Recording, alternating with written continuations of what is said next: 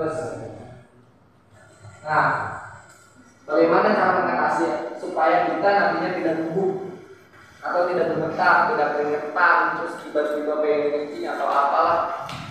Yang pertama itu mempersiapkan dan melakukan latihan.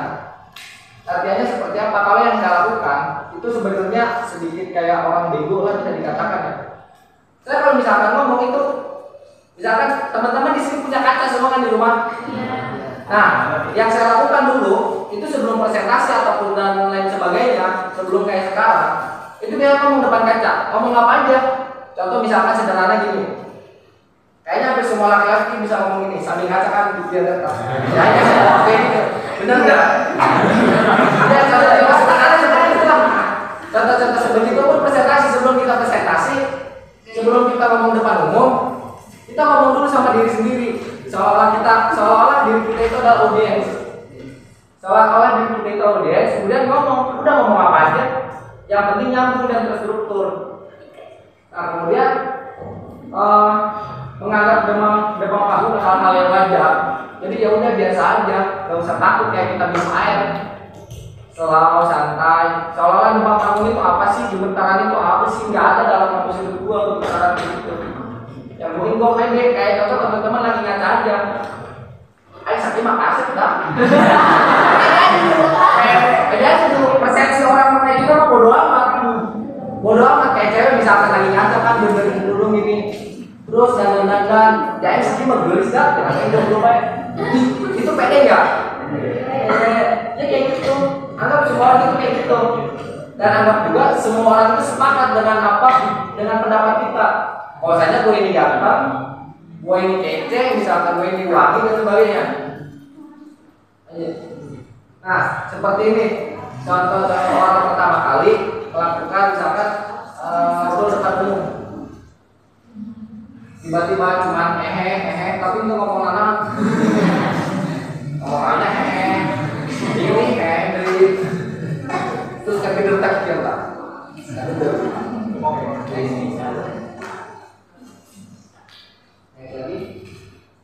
Nah, kemudian teknik public speaking. Seperti apa teknik public speaking? Yang pertama itu variasi suara. Jadi ada momen-momen di mana kita harus ngomong pelan, di mana kita harus ngomong kencang, di mana kita harus menghibur. Seperti hal itu supaya nanti audiens itu nggak bete dan nggak ngantuk. Kemudian ekspresi wajah. Ekspresi wajah kita bisa dari apa? Jadi itu akan mempengaruhi audiens. Bagaimana caranya audiens itu bisa minimal mendengarkan. Contoh, kalau misalkan pelawak ya kan, kalau misalkan pelawak dia bisa mengekspresikan wajah sedih, dia bisa mengekspresikan wajah bahagia, kemudian sedih dan bahagia dicampur. Itu hal yang kayak gitu itu penting sebenarnya. Kemudian kata-kata, jangan sampai teman-teman berbicara di depan umum kayak gini hanya terfokus sama satu orang aja, tapi minimal semua orang itu dilihat supaya nggak apa ya, seolah-olah semua orang itu dianggap. Kalau misalkan hanya satu orang aja kayak kesannya kayak gimana gitu. Ya nggak sih? Dan cuma satu orang doang, seolah-olah yang lain itu cuma angin doang. Nah, kemudian bahasa tubuh supaya gimana caranya kita nggak kaku ketika ngomong di depan. Ya minimal gerak-gerakin aja dulu, jalan-jalan ke sono kayak lari-lari, apa sebagainya. Nggak apa, itu nggak jadi soal. Gak ada parameter juga public speaking itu harus diam ataupun harus berdiri aja. Kalau misalkan pegel nih, diri duduk juga nggak apa-apa. Yang penting poin-poin yang ingin kita sampaikan itu nyampe kepada audiens.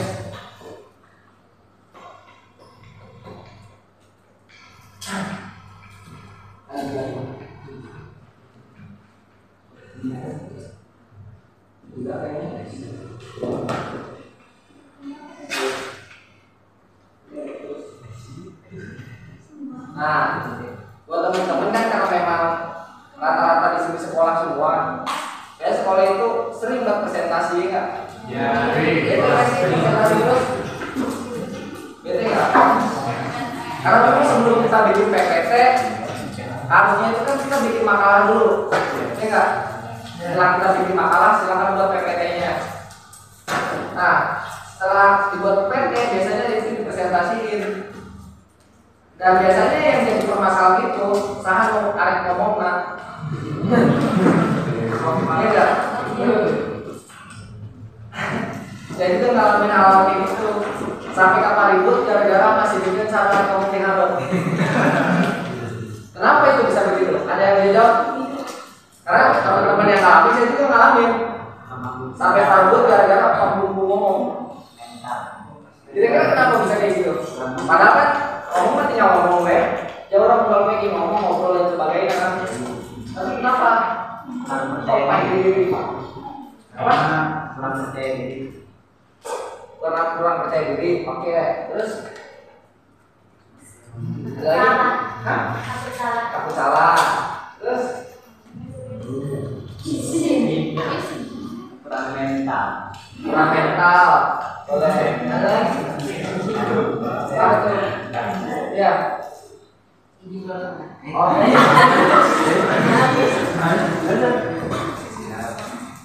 Nah, semuanya itu kan takut salah, kurang mental, kemudian kurang pede, malu dan sebagainya. Itu tuh sebenarnya kenapa? Karena yang pertama kita tidak memahami apa yang mau kita bahas.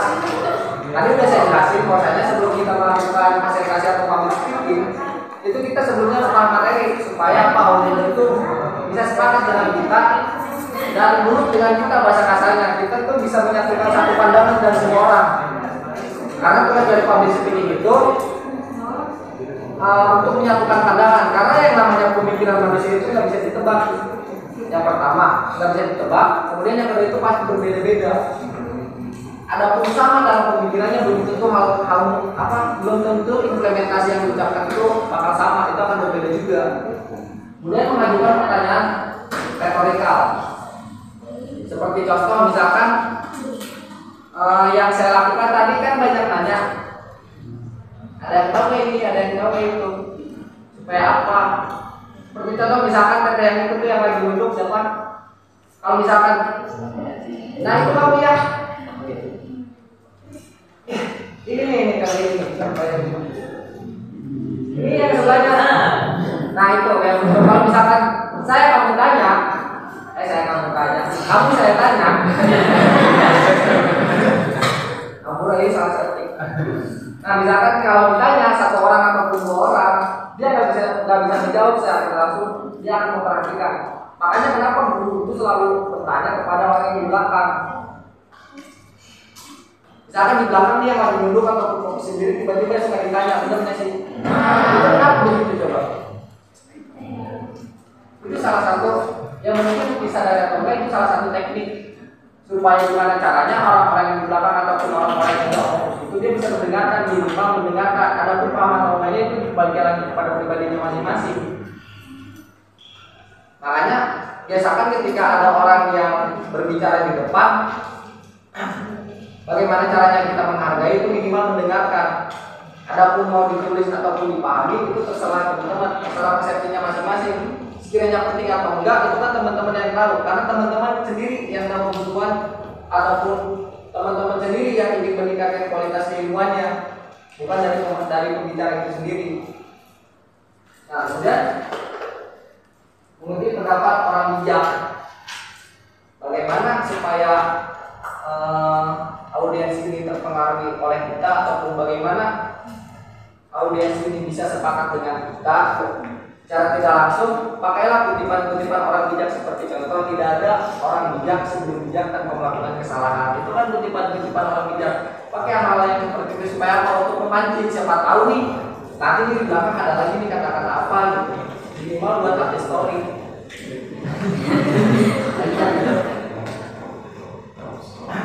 Nah, sebelum teman-teman menutup presentasi ataupun sebelum teman-teman menyelesaikan pembicaraan di depan ataupun di orang banyak, biasakan teman-teman membuat ringkasan sendiri dari makalah itu. Biasanya kalau 1, 2, 3, bertiganya itu kan penutup, ya enggak? Penutup, kesimpulan dan saran. Nah, dalam kesimpulan itu teman-teman catatkan juga dalam PPT-nya supaya apa? Supaya apa yang kita bicarakan dari tadi, nganyeknya cek bahasa kasarnya sampai ke kabudan ngomong itu nggak ada kesimpulan sama aja bohong. Kemudian kutipan, pernyataan motivasi dan sebagainya yang bisa dibaca aja ya. Nah, untuk Kemampuan berbicara sangat penting untuk kehidupan kita. Siapa saja yang bisa menguasai public speaking. Yang terakhir, jika Anda sadar tidak dilahirkan sebagai speaker, maka berlatih dan berlatihlah. Dari poin 1 ada yang bisa dijelaskan kenapa public speaking itu penting buat kita.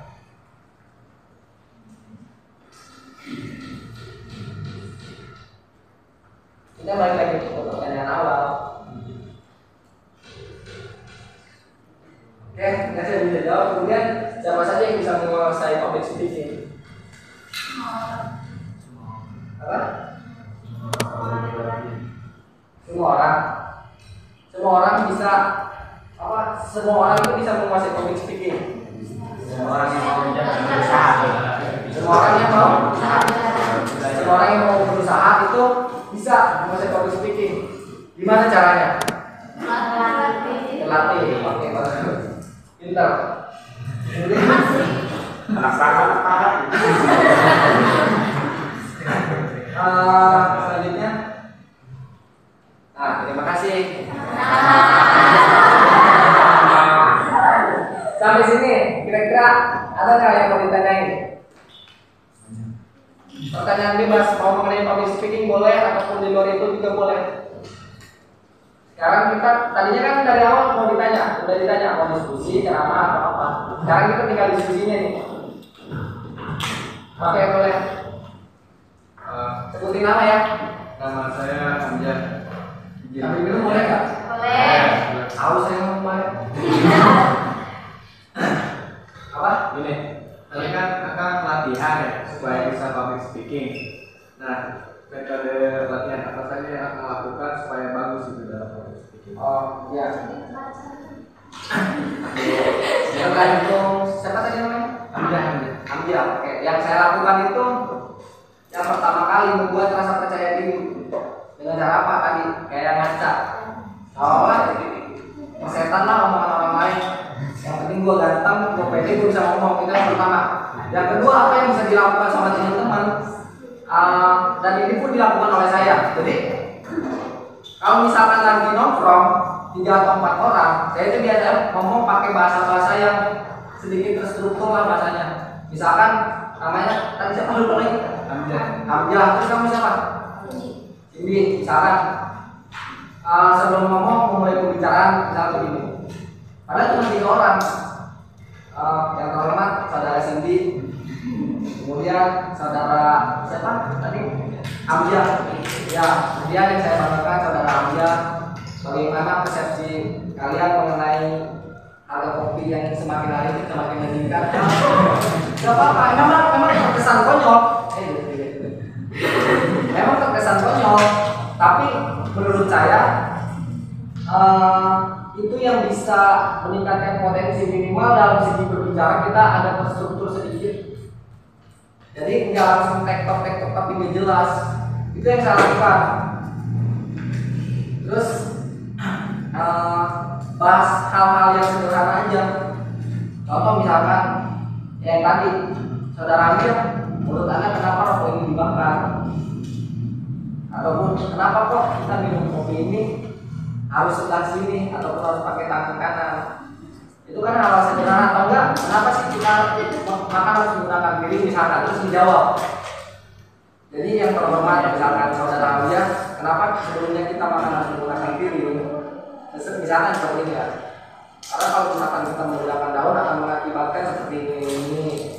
Apalagi kita tidak menggunakan piring ataupun langsung diubin. Itu kan hal sederhana kayak gitu. Jadi kan nggak mungkin juga hal sederhana kayak gitu dibahas dalam tongkrongan. Karena biasanya di tongkrongan itu ngomong-ngomongin orang ini sih. Kalau nggak main game, mentok-mentok main game. Bisa dilatih dari hal kayak gitu. Tapi dengan menggunakan bahasa-bahasa yang agak terstruktur lah.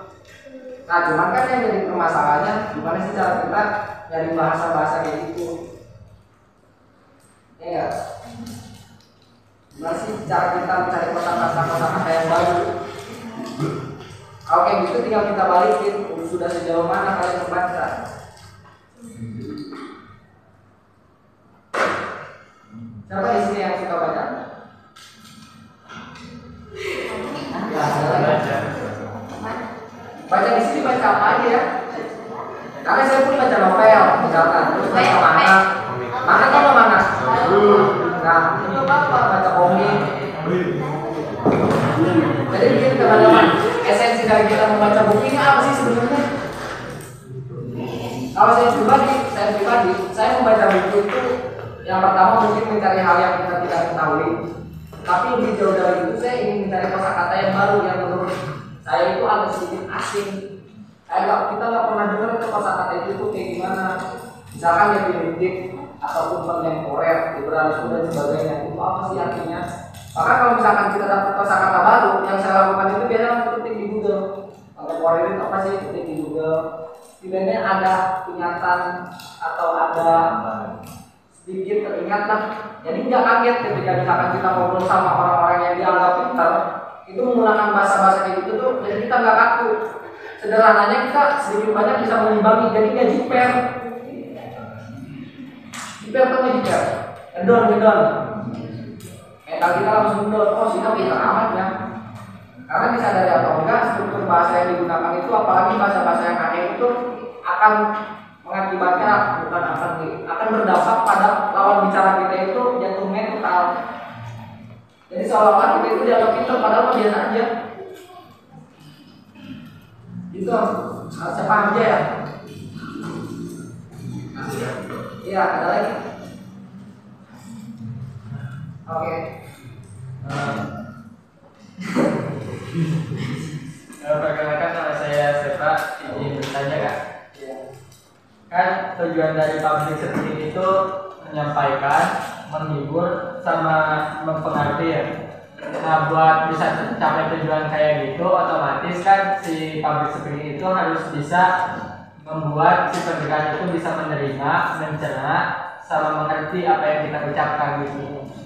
Pertanyaan saya, bagaimana seorang public speaking bisa tahu bahwa si pendengar itu bisa menerima dan mencerna apa yang kita katakan atau apa yang kita bicarakan? Sederhananya biasanya kayak gini, orang-orang yang memang tidak mengerti, tidak paham atau malas itu bisa kelihatan dalam segi dia bergerak misalkan. Biasanya orang yang gak nyaman itu gak bisa diem. Entah itu dia mau main apa, misalkan main aqua di bunyi, misalkan di sini aqua. Itu udah kelihatan. Nah cuman kan di sisi lain kita harus melihat juga apa yang harus kita lakukan dengan misalkan dengan seperti itu. Karena kalau misalkan saya sebutin dari tadi, saya tahu siapa aja yang memang gak fokus. Cuman takut, gak usah lah gitu. Itu biasanya kelihatan. Itu yang pertama, gak bisa diem. Yang kedua, suka tiba-tiba apa ya? Suka tiba-tiba bengong, kalau nggak diem, cengok, matanya tuh kayak kopong, kosong, tatapannya kosong. Itu biasanya dia udah nggak fokus. Jadi sulit untuk mencerna entah dalam segi menyampaikannya yang bikin pusing atau memang secara pemikiran dia udah males. Seperti itu. Ada lagi atau mau ditanggapi apa Pak? Apa sih? Tanggapi dong. Jangan sampai yang nanya jawab udah, nanya jawab udah. Pernah dengar kata dialog nggak? Apa tuh dialog? Percakapan gimana tuh? Jadi diskusi kita jadikan seperti dialog. Dialog itu perkataan antar dialog dan dua. Jadi ada tektokan gitu. Kayak misalkan jangan sampai berpikir bahwasannya seolah-olah apa yang saya katakan ini semuanya benar. Kalau kata orang stoik itu artinya orang yang menelaah dulu. Kira-kira benar nggak sih? Kalau misalkan nggak benar sampaikan aja. Saya di sini bukan orang pintar. Saya pun bisa salah dan pasti salah. Dan tadi yang saya sampaikan itu belum tentu benar semua. Di sini jangan sampai Tuhan sia-sia telah memberimu akal.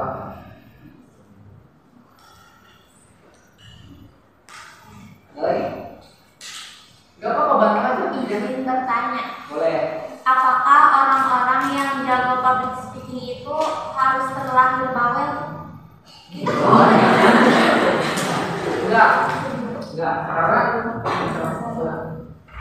Enggak, karena saya tadi udah bilang saya itu orang yang cenderung molek. kayaknya lebih asik gitu kalau misalkan kita cuma di kamar nonton YouTube ataupun cuma ngopi dan ngerokok gitu. Kayaknya lebih asik gitu daripada kita harus bersosialisasi, ngomong, gitu kan, bicara dan sebagainya. Bisa dikatakan kamu rambut bacot. Cepat terus sama kamu rambut bacot sih ngomong gue. Cuma kan selain bukan itu. Selalu yang gitu yang fokus. Cuma kan sebenarnya bukan itu tujuan kita berpublic speaking itu. Yang pertama apa sih esensi dari public speaking ataupun esensi kita berkomunikasi dengan orang lain? Yang pertama, dan Islam pun mengajarkan ini. Yang pertama untuk meningkatkan kualitas diri. Karena yang tahu kualitas diri kita ya kita sendiri. Yang kedua untuk meningkatkan atau memperbanyak silaturahmi, memperbanyak teman. Karena orang-orang yang bawel itu biasanya banyak temannya di mana-mana. Dan menurut ajaran Islam pun, karena ada ayat Al-Quran mengatakan seperti ini, telah diciptakan kalian bersuku berbangsa-bangsa agar kalian kenal mengenal. Dan artinya orang-orang bawel itu sebenarnya kayak gimana sih? Secara tidak langsung dia sudah mengamalkan Al-Quran. Dan para orang bawel itu sebenarnya banyak parahnya. Iya, ada siang, ada malam, ada laki-laki, ada perempuan. Kemudian ada pahit, ada manis. Ada orang jahat, ada orang baik. Nah, di situ kan dijelaskan agar kalian saling kenal mengenal. Gimana dengan orang yang nolak, yang cuma di rumah doang? Susah. Dan bisa dari atau enggak dengan cara kita bersilaturahmi atau menjalin kekeluargaan dengan cara mendekatkan emosional itu bisa mendekatkan kita pada rezeki kita terusus dalam finansial ya. Karena disadari atau enggak, misalkan kamu namanya siapa nih? Iya kamu. Iya, udah siapa aja. Nah, misalkan Cinta dia HRD, iya. Terus temennya ini siapa yang pakai jaket hijau? Sandi. Hah? Sandi.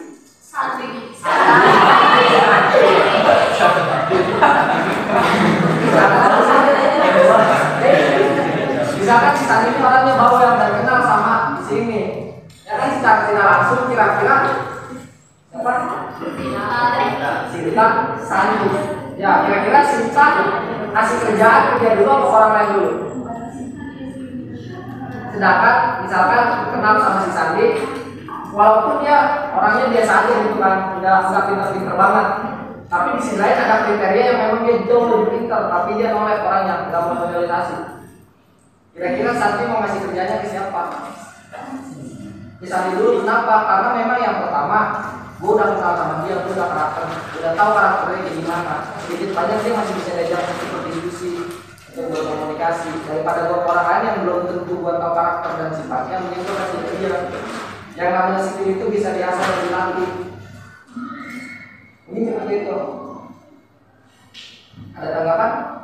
Terus kan maaf, Ya, dimaafin.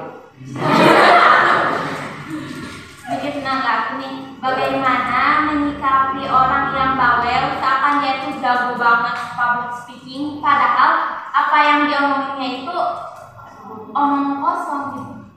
Kita harus bedain mana bawel mana jumawa. Jumawa itu apa ya? Kayak jumawa itu kayak terlalu membesarkan diri.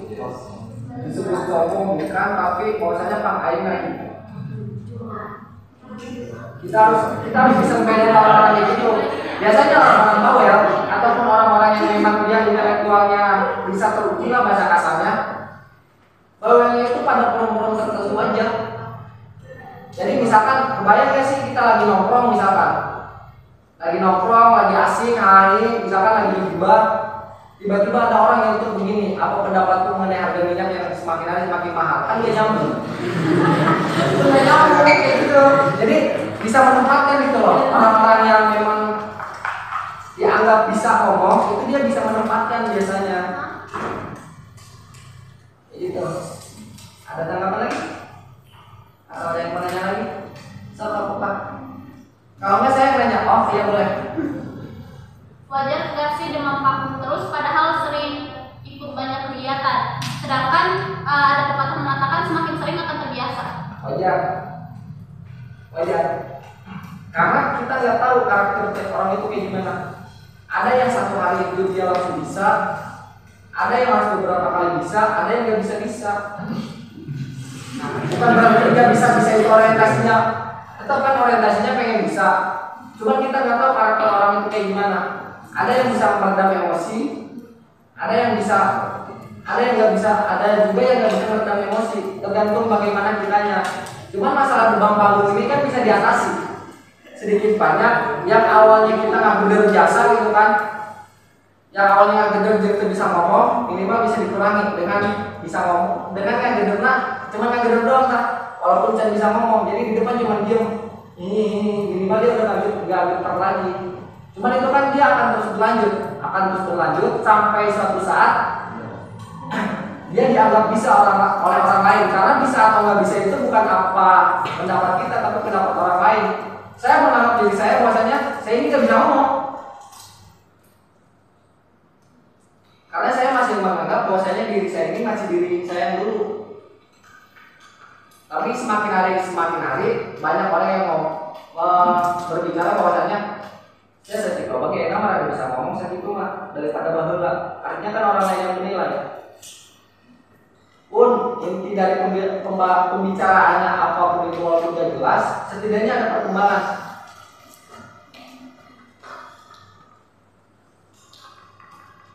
Ada tanggapan lagi? Tanggapin aja nggak apa-apa. Seolah-olah bilang aja seolah-olah saya ini salah terus. Jadi tek. Ya. Mas mau nanya apa aja?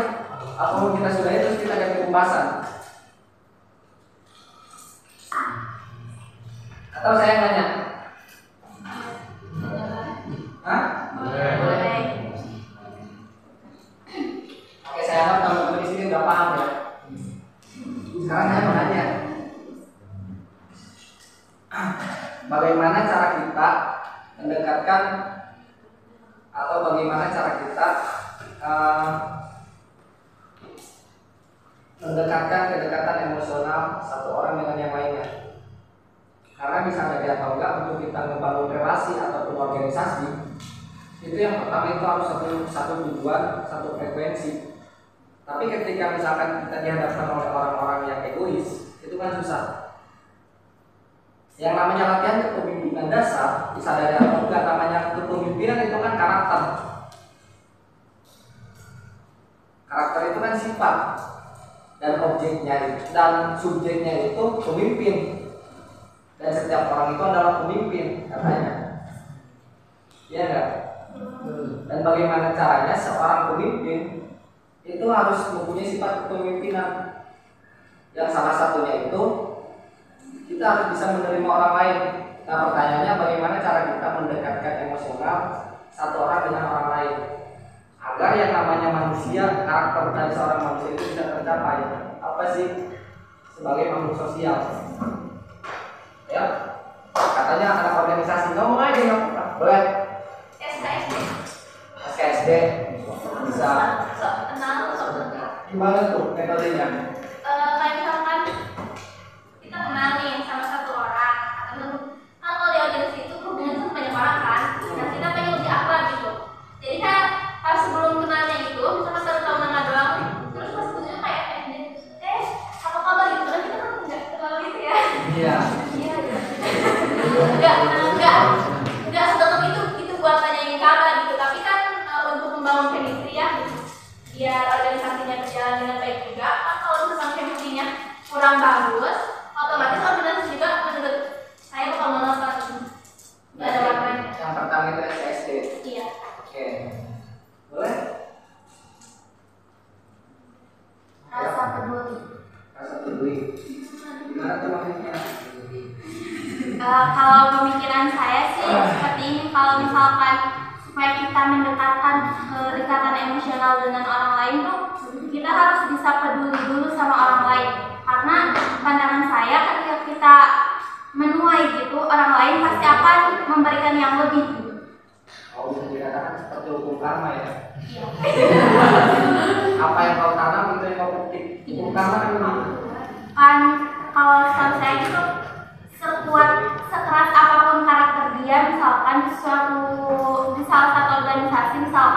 orang itu terkenal egois gitu. Nah, kita ingin mendekatkan gimana sih caranya buat bisa dekat sama dia, buat bisa sepemikiran, searah jalan sama dia. Dan kalau menurut saya dengan rasa peduli itu orang itu perlahan akan berubah dan akan sejalan dan sepemikiran.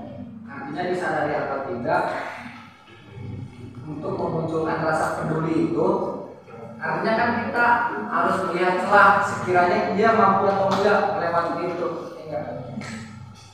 Tapi kan itu juga masih bingung. Kira-kira orang ini masih mampu apa enggak, sehingga orang ini harus kita peduliin.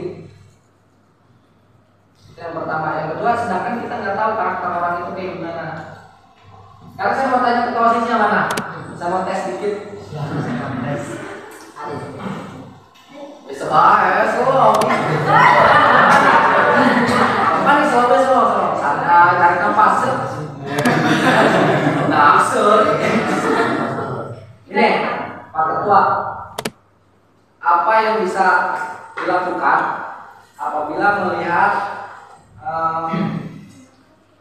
kondisi struktural daripada OSIS itu sendiri itu yang aktif hanya beberapa orang atau bisa dikatakan masih main andal-andalan, artinya kekeluarganya itu belum terbentuk.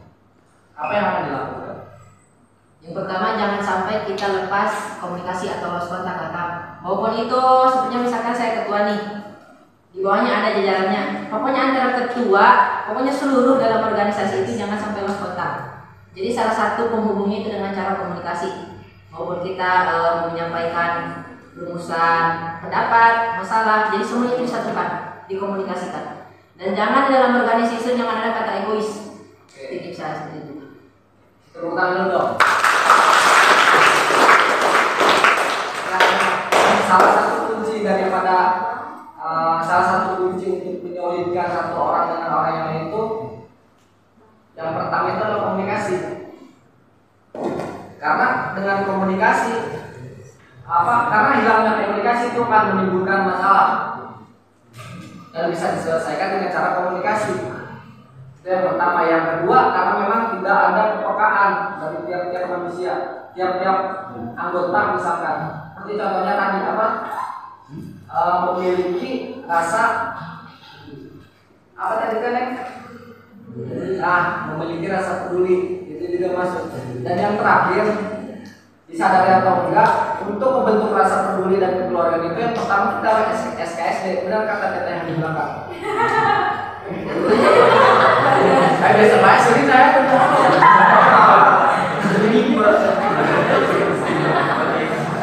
begitu. Jadi gimana sih cara kita membentuk rasa kedekatan emosional satu sama lain? Terus bagaimana kita bisa menyatakan pendapat? Saya nggak akan mengeluarkan teori apapun, tapi saya akan menyimpulkan dari apa yang teman-teman katakan. Hal yang bisa dilakukan yang pertama SKSD. Gak apa-apa SKSD aja, mana nggak mau itu cuma terserah. Yang penting minimal ada usaha yang kita lakukan. Begitupun mungkin jangan ke awal gitu ya, walaupun ke hewan biasa SKSD mah. Soal dulu so asik ya, asik kenal. Tapi nggak apa-apa, karena orientasi kita bukan itu. Ada yang jauh lebih penting. Aing yang kenal manusia. Karena ini sebagai manusia, sebagai makhluk sosial harus melakukan hal seperti itu. Sampai rakuna yang kecelakaan mulai teman tua. Sampai rakuna misalkan siapa susah, bahasa kasarnya, siapa susah. Tapi ulung-ulungan kan nyari HP. Gitu. Ayo ada lagi ya. Sama-sama organisasi nih kita ngobrol aja kan sambil duduk boleh ya? Boleh. Aku ada lagi nggak? Kalau misalkan mengenai keresahan apa aja? Lagi teman-teman. Indeks pembangunan manusia di Kabupaten Lebak atau indeks pendidikan manusia di Kabupaten Lebak. Yang normalnya itu kan sekolah 12 tahun. Ya sih, SD 6 tahun, SMP 3 tahun, SMA 3 tahun. Tapi disadari atau enggak, di Kabupaten Lebak ini indeks pendidikan manusianya itu enggak sampai 6 tahun. Jadi bisa dikatakan dari SD, SMP, SMA dan mahasiswa yang ada di Kabupaten Lebak itu kalau kita rata-ratakan dengan orang-orang yang ada di Kabupaten Lebak itu nggak lulus SD aja. Jadi jangan kaget dan imbasnya kemana kalau misalkan kalau pikirnya seperti itu, masih seperti itu. Imbasnya orang-orang akan mudah terdoktrinasi oleh paham-paham luar. Seperti contohnya begini. Sadar atau enggak, teman-teman hari ini dibuat malas. Ada yang sadar itu enggak?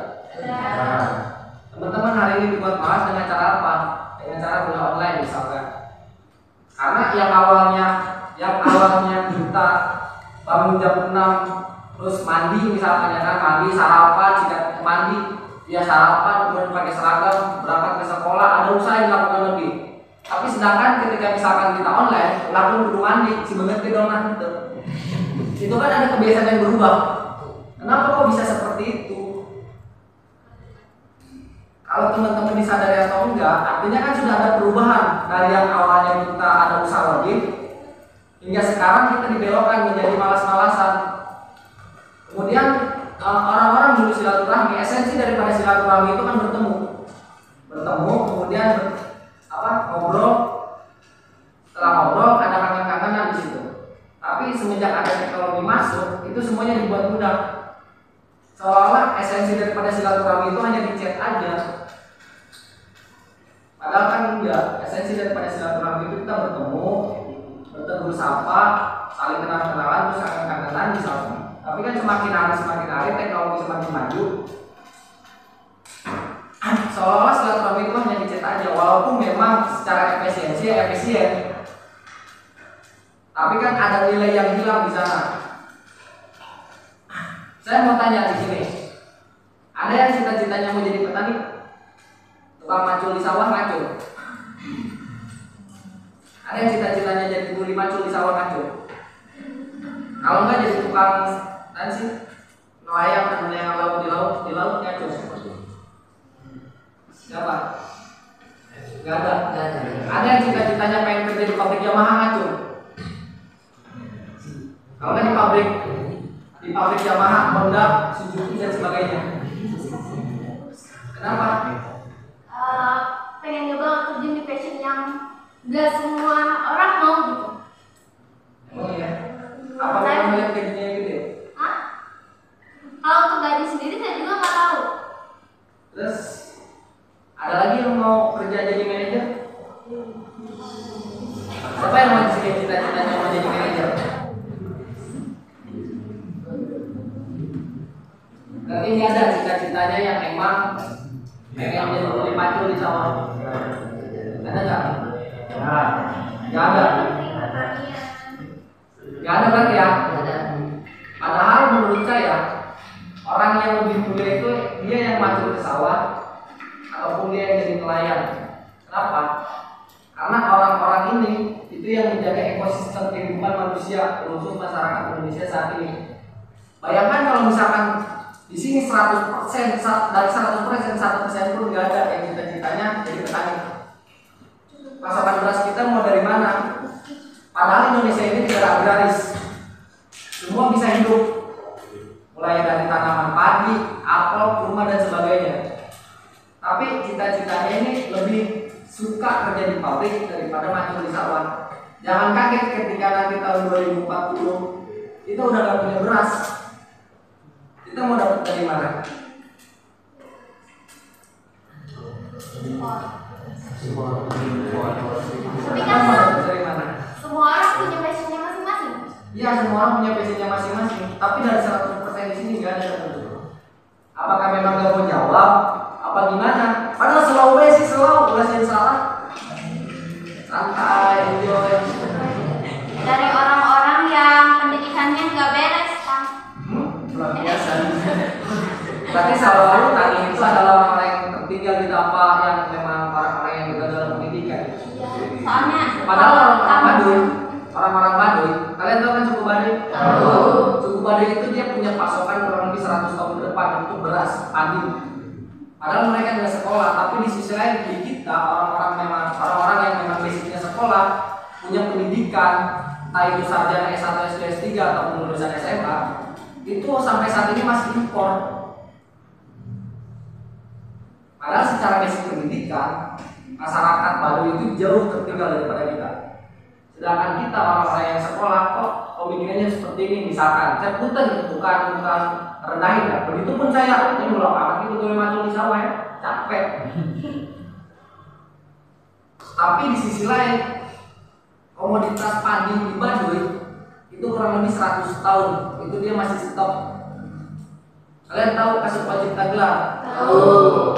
Cipta Gelar, Cipta Gelar itu dia bisa menyumbangkan kurang lebih setengah pasokan padi ke negara Indonesia yang pada saat itu Indonesia sedang krisis moneter.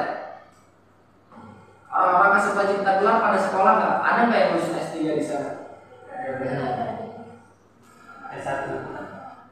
Itu pun hanya beberapa orang. Tapi kok dia bisa masuk ke negara?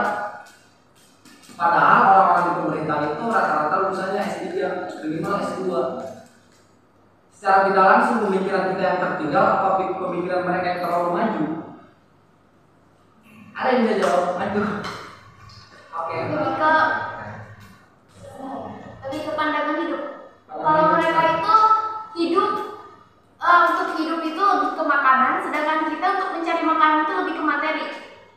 Jadi maksudnya itu kalau mereka untuk melanjutkan hidup itu masih dengan cara tradisional, yaitu mengumpulkan makanan, sedangkan kita untuk hidup itu dengan cara membeli makanan dan itu menggunakan uang serta materi. Itu sebabnya. Berarti masyarakat kita konsumen. Ya, Terlalu secara konsumen. langsung. Dan itu salah satu market pasar global.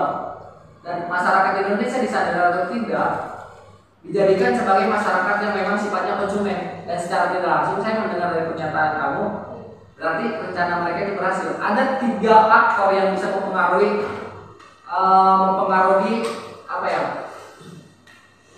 tatanan dunia. Yang pertama itu pendidikan, yang kedua itu ekonomi, dan yang ketiga itu media. Kenapa pendidikan itu sangat penting misalkan? Karena kalau misalkan kita tanpa pendidikan, artinya orang-orang zaman sekarang ataupun di Indonesia itu nggak akan melek sama pendidikan dan akhirnya kita dibodohkan. Adapun yang sadar dengan itu, dan misalkan kita sadar dengan pendidikan bahwa pendidikan itu sangat penting dan sebagainya, tapi di sisi lain ada satu sistem yang tetap kita akan dibodohkan. Seperti contohnya kita lebih bangga kerja di pabrik ataupun kita lebih bangga kerja di bank daripada kita harus menjadi petani, pengusaha dan sebagainya. Itu yang pertama. Yang kedua misalkan ekonomi. Orang-orang itu akan nurut sama kita ketika mereka tidak punya apa-apa. Maka jangan kaget orang-orang Indonesia itu tidak akan menjadi masyarakat, tidak akan menjadi negara yang maju. Karena orang-orang kita itu didesain menjadi masyarakat konsumen. Kita lebih suka K-pop misalkan daripada kita lebih suka mempelajari K-pop daripada mempelajari tarian tradisional, misalkan jadi pop dan sebagainya, topeng. Kita lebih suka musik-musik Amerika, Justin Bieber dan sebagainya sekarang sedang viral daripada kita mendengarkan musik Darso misalkan. Itu pengaruh apa? Itu pengaruh media yang berakibat pada apa? Kita kehilangan nilai-nilai dari leluhur kita, kebudayaan-kebudayaan yang sudah ada di Indonesia. Seperti contohnya kayak gitu. Makanya kenapa masyarakat Baduy itu dia bisa menyetok beras 100 tahun ke depan? Karena dia mempertahankan nilai-nilai yang sudah diwariskan oleh orang-orang sebelumnya. Begitupun orang-orang Cipta Gelar. Tapi kenapa orang-orang kita yang disebut dengan masyarakat modern ketinggalan jauh dengan mereka? Karena kita sudah kehilangan nilai. Kita sudah kehilangan marwah sebagai masyarakat Indonesia yang notabene tanahnya itu tanah agraris. Semua bisa hidup, semua bisa ditanam, dan semua orang bisa menikmatinya. Karena memang kita didesain sebagai masyarakat yang konsumen, maka itu semua didesain. Bagaimana caranya? Lu yang beli sama gua daripada lu harus menjadi produsen.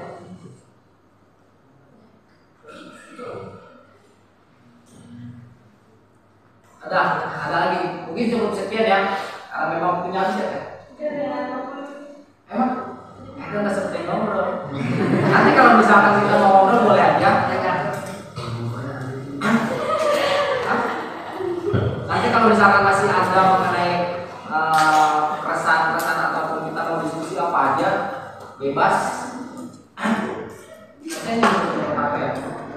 Kalau misalkan mau ini catat aja nomor HP saya 08588 dan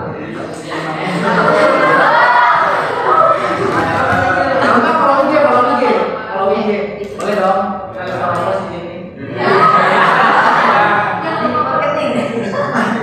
Follow dong @_dekarama. Nanti kalau misalkan mau tanya-tanya mengenai organisasi ataupun mengenai apapun bebas. Kalau misalkan saya ada waktu pasti saya akan jawab. Ataupun habis ini kalau mau ngopi-ngopi nongkrong karena saya juga tinggal di Bayang. Kalau kebetulan teman-teman lagi ada di Bayang, bolehlah kita mampir ataupun nongkrong sebentar aja untuk membicarakan keresahan bangsa ini. Aduh.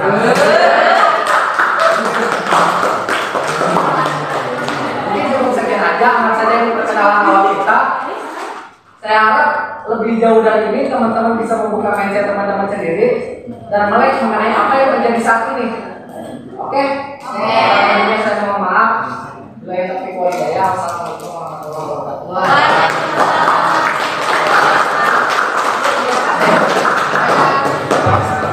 Mungkin itulah materi yang disampaikan